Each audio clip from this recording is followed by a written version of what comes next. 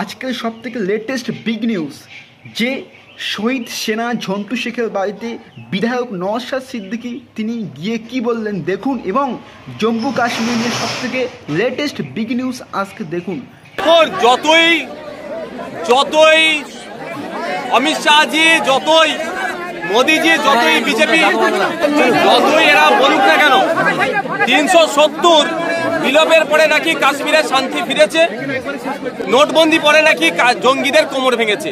দুর্ভাগ্য আমাদের, গত 2 দিন আগে যে বর্বরোচিত আক্রমণ হয়েছে, সন্ত্রাসবাদী আক্রমণ হয়েছে, সেটাকে আটকাতে এই মোদি অমিত শাহজির দ্বারা যে বিজেপি সরকার চলছে সম্পূর্ণরূপে ব্যর্থ হয়েছে। কাশ্মীরের মানুষ রাস্তায় নেমেছে, যে সন্ত্রাস সংগঠিত হয়েছে এর বিরুদ্ধে নেমেছে। এটা আমাদের প্রত্যেকের জন্য একটা পজিটিভ। গত 35 বছরে যেভাবে কাশ্মীরের মানুষ বন্ধ আমরা অনেক দেখেছি, কিন্তু সাধারণ পর্যটকের উপরে যেভাবে হামলা হয়েছে, যেভাবে সন্ত্রাসী আক্রমণ হয়েছে, এর প্রতিবাদে যেভাবে রাস্তায় নেমেছে, এটা আমাদের প্রত্যেককে কিন্তু ভাবাচ্ছে। কিন্তু দুর্ভাগ্যের বিষয়, এই হামলাকে কেন্দ্র করে ধর্মীয় বিভাজনে ব্যস্ত কেন্দ্রের বিজেপি সরকার যেমন, এবং বিভিন্ন জায়গায় বিজেপিরা, কিন্তু সাধারণ মানুষকে এই প্রশ্ন তোলার মাইন্ডকে ডাইভার্ট করে দিচ্ছে যে ওখানে বিভিন্ন লেয়ারের সিকিউরিটি থাকে, তারপরেও কিভাবে দীর্ঘক্ষণ ধরে ওখানে সন্ত্রাসী কার্যকলাপ চালালো ওই সমাজ বিরোধীগুলো, মানবতার বিরোধী খুনিগুলো। ওই খুনিগুলোকে খুঁজে বার করতে হবে। সে পাকিস্তানে যে লুকোক আর আফগানিস্তান আর আমেরিকায় একটা খুনি না ছাড় পায়। যে খুনির মধ্যেই 25-এর ওপরে আমার ভাইকে খুন করেছে, আমার আর এক ভাই ঝন্টু ভাইকেও যারা খুন করেছে, একটাও না ছাড় পাই। খুঁজে বার করে 56 ইঞ্চি অনেক গল্প শুনিয়েছি, এবার সময় এসেছে সত্যিকার 56 ইঞ্চি না 16 ইঞ্চি তার প্রমাণের খুঁজে বার করতে হবে। একটাও না ছাড় পায়। কিভাবে আসলো, কাদের সহযোগিতা পেল? কারণ এরা আপনার সীমান্ত থেকে যথেষ্ট দূরে ওই জায়গাটা পেহেলগাঁও।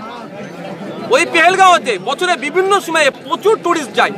আমরা কাশ্মীরে যতটুকু জানি, আমরা কি দেখি যে 5 মিটার 10 মিটার ছাড়া ছাড়া আর্মি থাকে, সেনা থাকে।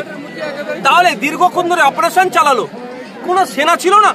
এবং শুধু আমার কথা নয়, আমি ভিডিও আপনাদের মাধ্যমেই দেখছিলাম, একজন দাবি করছে যে তার ভাই দীর্ঘক্ষণ ধরে গুলি খেয়ে পড়ে আছে ট্রিটমেন্টের জন্য, বা ওখানকার প্রশাসনের থেকে এসে পৌঁছানি প্রায় আধ ঘন্টা 45 মিনিট, কেউ বলতে 1.5 ঘন্টা পরে আসছে।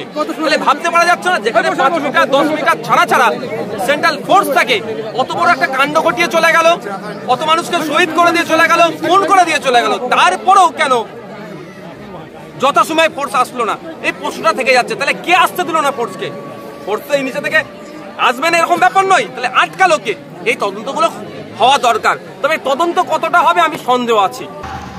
রিসেন্টলি দেখলাম যে জম্মু কাশ্মীর, সেখানে পহেলগাঁও নামক স্থানে যে একটা মর্মান্তিক ঘটনা ঘটল, যে সত্যি এতটা একটা বাজে এবং নিচু যে ঘটনাটি, যারা যে সমস্ত মানুষ ঘটিয়েছে, ইমিডিয়েটলি সেই সমস্ত মানুষদেরকে ফাঁসি দেওয়াটা দরকার।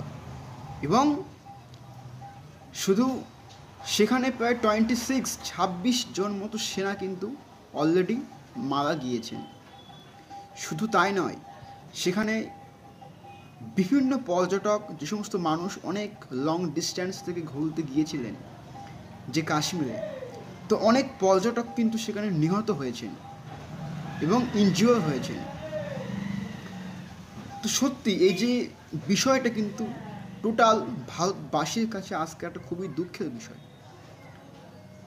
তো এই সমস্ত ঘটনা যে সমস্ত মানুষগুলো ঘটায়, সেই সমস্ত মানুষদেরকে একটাই পরিচয়, সেই সমস্ত মানুষগুলোকে বলা হয় অপরাধী। সো এই সমস্ত মানুষদেরকে ইমিডিয়েটলি ফার্স্ট যত তাড়াতাড়ি সম্ভব চিহ্নিত করে ফাঁসি দেওয়াটা দরকার, এবং ভারতীয় সংবিধান অনুযায়ী সেই সমস্ত মানুষদেরকে শাস্তি দেওয়াটা দরকার। এবং এই সমস্ত ঘটনার পিছনে যে সমস্ত মানুষগুলো হাত আছে, সেই সমস্ত মানুষগুলোকে কিন্তু ইমিডিয়েটলি গ্রেপ্তার করাটা দরকার, যাতে পরবর্তী সময়ে বা নেক্সট টাইমে এই সমস্ত ঘটনা যেন না ঘটে। একটা বিষয়, এই যে বিষয়টা ঘটলো, এতটা একটা মর্মান্তিক এবং দুঃখজনক ঘটনা, তো আমরা রিসেন্টলি দেখলাম যে গতকালকে আইএসএফ তথা ইন্ডিয়ান সেকুলার ফ্রন্ট পার্টির চেয়ারম্যান মাননীয় নওশাদ সিদ্দিকী ভাইজান, তিনি রিসেন্টলি গতকালকে তিনি কিন্তু শিয়ালদা থেকে পাকসালকা 7 পয়েন্ট পর্যন্ত একটা পথ মিছিল তিনি কিন্তু চালিয়েছেন, যে এই সমস্ত অপরাধীদেরকে ইমিডিয়েটলি ফার্স্ট টু ফার্স্ট শাস্তি দেওয়াটা দরকার।